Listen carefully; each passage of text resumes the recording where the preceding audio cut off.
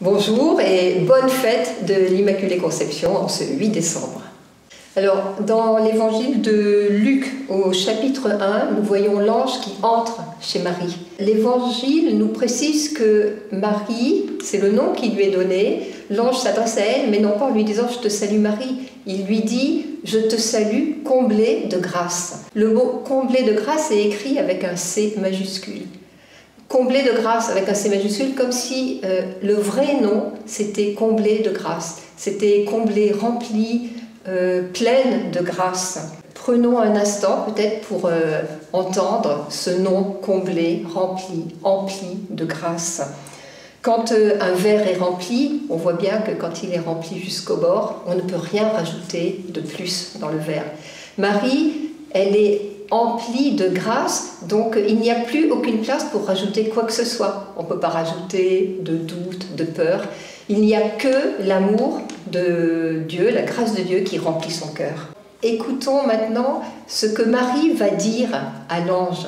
Comment cela va-t-il se faire?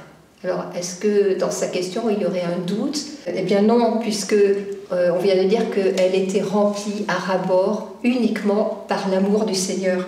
Donc, pas de place pour le doute dans sa question. Saisir que Marie, elle n'est pas dans une forme d'extase, c'est simplement, elle est dans la foi.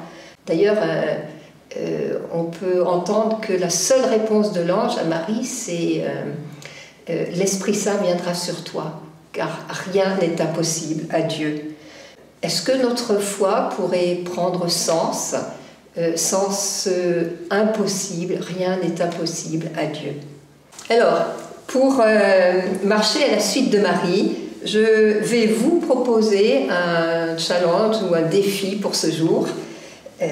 Et ça pourrait être de faire un peu de ménage dans tout ce qui nous empêche de faire de la place à la présence de Dieu dans notre cœur. Se laisser davantage remplir de la présence de Dieu pour qu'il puisse venir entrer dans mon cœur, tout comme l'ange a pu entrer dans le profond du cœur de Marie.